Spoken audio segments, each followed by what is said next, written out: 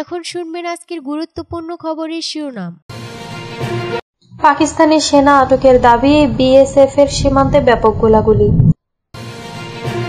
গাজায় সামরিক অভিযানের মাত্রা বৃদ্ধির পরিকল্পনা ইসরায়েলের। ভারতকে $131 মিলিয়ন সামরিক সরঞ্জাম দেওয়ার অনুমোদন যুক্তরাষ্ট্রের। ইসরায়েলের আগ্রাসন ও অপুষ্টিতে মারা যাচ্ছে গাজার শিশুরা, জাতিসংঘের শিশু বিষয়ক সংস্থা ইউনিসেফ। বন্দরে একে অপরের জাহাজ নিষিদ্ধ করল ভারত পাকিস্তান। দক্ষিণ সুদানে হাসপাতালে বোমা হামলায় অন্তত 7 জন নিহত। সৌদি সফরকালে আরব নেতাদের সঙ্গে শীর্ষ সম্মেলনে অংশ নেবেন ট্রাম্প। পাকিস্তানি সেনা আটকের দাবি, বিএসএফের সীমান্তে ব্যাপক গোলাগুলি। ভারত ও পাকিস্তানের সেনাদের মধ্যে সীমান্তের নিয়ন্ত্রণ রেখায় আবারও ব্যাপক গোলাগুলি হয়েছে। রাজস্থান সীমান্ত থেকে গতকাল শনিবার ভারতীয় সীমান্তরক্ষী বাহিনী বিএসএফ পাকিস্তান সেনাবাহিনীর এক সদস্যকে আটকের দাবি করেছে খবর এনডিটিভির। গণমাধ্যমটির প্রতিবেদনে দাবি করা হয়েছে, আন্তর্জাতিক সীমান্ত লঙ্ঘন করায় পাকিস্তান রেঞ্জার্সের এই সদস্যকে আটক করা হয়েছে। তবে পাকিস্তান রেঞ্জার্সের ওই সদস্যদের পরিচয় প্রকাশ করা হয়নি। বর্তমানে তাকে বিএসএফ এর রাজস্থান ফ্রন্টিয়ারের হেফাজতে রাখা হয়েছে। তবে রেঞ্জার্স সদস্য আটক নিয়ে পাকিস্তানের পক্ষ থেকে কোনো মন্তব্য পাওয়া যায়নি। এর আগে 23 এপ্রিল পাঞ্জাবের ফিরোজপুর সীমান্তে দায়িত্ব পালন করার সময় পাকিস্তানের সেনাবাহিনীর হাতে আটক হন বিএসএফ এর 24 নম্বর ব্যাটালিয়নের কনস্টেবল পুনম। ধারণা করা হচ্ছে, পাল্টা পদক্ষেপ হিসাবে পাকিস্তান রেঞ্জার্সের একজনকে আটক করেছে বিএসএফ। এনডিটিভির প্রতিবেদনে বলা হয়েছে, রেঞ্জার্সের এক সদস্যকে আটক করার পর পাকিস্তান সেনাবাহিনীর ঘাঁটি থেকে নিয়ন্ত্রণ রেখা বরাবর ব্যাপক গুলি ছুড়েছে পাকিস্তানি বাহিনী।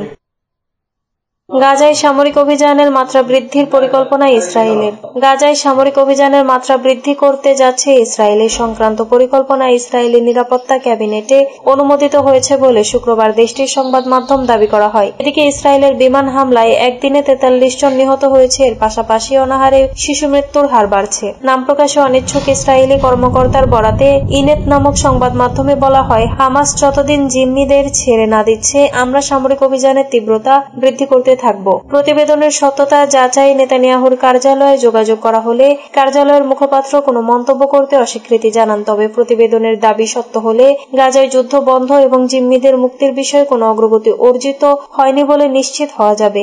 যুদ্ধবিরতি পুনরায় কার্যকর করার চেষ্টা করে যাচ্ছে মিশর এবং কাতার। তবে ইসরায়েল ও হামাস কেউই নিজেদের মূল দাবি থেকে সরে আসেনি। কার্যকর চুক্তিতে পৌঁছাতে ব্যর্থতার জন্য উভয় পক্ষই বরং পরস্পরকে দোষারোপ করে আসছে। ইসরায়েল বলছে, গাজায় এখনো 59 জন ইসরায়েলি জিম্মি রয়েছে এবং হামাসকে নিরস্ত্র করে ভবিষ্যৎ। অপুষ্টিতে মারা যাচ্ছে গাজার শিশুরা। 2 মাসের বেশি সময় ধরে অবরুদ্ধ ফিলিস্তিনের গাজা ইসরায়েলের বাধার কারণে কোনো ধরনের ত্রাণ সামগ্রী উপত্যকাটিতে ঢুকতে পারছে না। তার উপর ইসরায়েলি সেনাদের হামলায় প্রতিদিন প্রাণ হারাচ্ছে শিশুরা। অপুষ্টির কারণেও বাড়ছে শিশুদের প্রাণহানির ঘটনা। পরিস্থিতি এমন দাঁড়িয়েছে যে পথে ঘাটে খাবার খুঁজে বেড়াচ্ছে শিশুরা। গাজার গণমাধ্যম দপ্তর গতকাল শনিবার এক বিবৃতিতে জানিয়েছে, ইসরায়েল গাজার প্রবেশ পথগুলো বন্ধ করে রেখেছে। তারা শিশুদের ফর্মুলা, দুধ ও পুষ্টিকর খাবারও ঢুকতে দিচ্ছে না। প্রয়োজনীয় খাবারের অভাবে শিশু মৃত্যুর হার বেড়ে চলেছে। এখন পর্যন্ত অপুষ্টির কারণে 57টি শিশু মারা গেছে। আল জাজিরার টিম ঘটনাস্থল থেকে জানিয়েছে, গাজা শহরের পশ্চিমে রামতিসি হাসপাতালে অপুষ্টি ও পানি স্বল্পতার কারণে সালে আল সাকাফি নামের একটি কন্যা শিশুর মৃত্যু হয়েছে।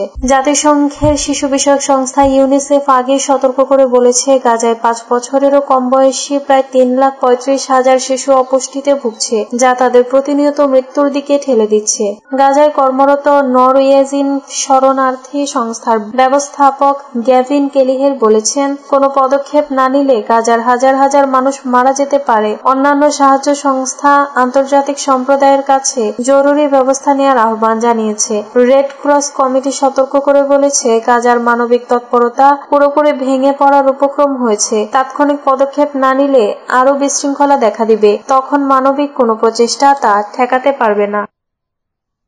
বন্দরে একে অপরের জাহাজ নিষিদ্ধ করল ভারত পাকিস্তান। কাশ্মীর ইস্যুতে চলমান উত্তেজনার মাঝে এবার পাল্টা পদক্ষেপ হিসেবে পাকিস্তান নিজেদের বন্দরে ভারতের পতাকাবাহী জাহাজ নিষিদ্ধ করেছে। এর আগে ভারতের পক্ষ থেকেও একই ধরনের নিষেধাজ্ঞার কথা জানানো হয়।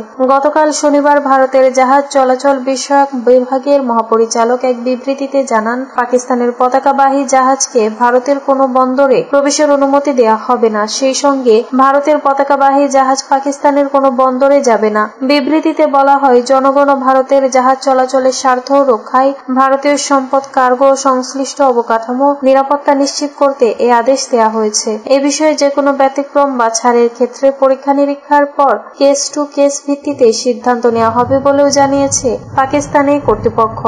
ভারত নিয়ন্ত্রিত কাশ্মীরের পেহেলগামে গত 22 এপ্রিল বন্দুকধারীদের হামলায় 26 জন নিহত হন, যাদের বেশিরভাগই পর্যটক। এই হামলার পেছনে পাকিস্তানের হাত রয়েছে বলে অভিযোগ করে আসছে নয়াদিল্লি, তবে অভিযোগ নাকচ করে দিয়েছে পাকিস্তান। ওই হামলার পর থেকে চিরপ্রতিদ্বন্দ্বী দুই প্রতিবেশীর মধ্যে নতুন করে উত্তেজনা শুরু হয়েছে। এদিকে ভারতীয় সংবাদ মাধ্যম দ্য হিন্দুর খবর, পাকিস্তানের বিরুদ্ধে ব্যবস্থা নেওয়ার অংশ হিসেবে দেশটি থেকে সব ধরনের প্রত্যক্ষ পরোক্ষ আমদানি নিষিদ্ধ করেছে নয়াদিল্লি। দক্ষিণ সুদানের হাসপাতালে বোমা হামলায় অন্তত 7 জন নিহত। দক্ষিণ সুদানের একটি হাসপাতালে বোমা হামলায় অন্তত 7 জন নিহত ও 20 জন আহত হয়েছেন বলে জানিয়েছে আন্তর্জাতিক চিকিৎসা দাতব্য সংস্থা ডক্টরস উইদাউট বর্ডার্স MSF। বিশ্বের সবচেয়ে নবীন রাষ্ট্রটিতে আবারও সর্বাত্মক গৃহযুদ্ধ শুরু হওয়ার আশঙ্কা ক্রমেই বাড়ছে। MSF এক বিবৃতিতে দক্ষিণ সুদানের উত্তরাঞ্চলীয় ওল্ড ফ্যাঙ্গাক এলাকায় তাদের হাসপাতালে উদ্দেশ্যমূলকভাবে বোমা হামলার তীব্র নিন্দা জানিয়েছে।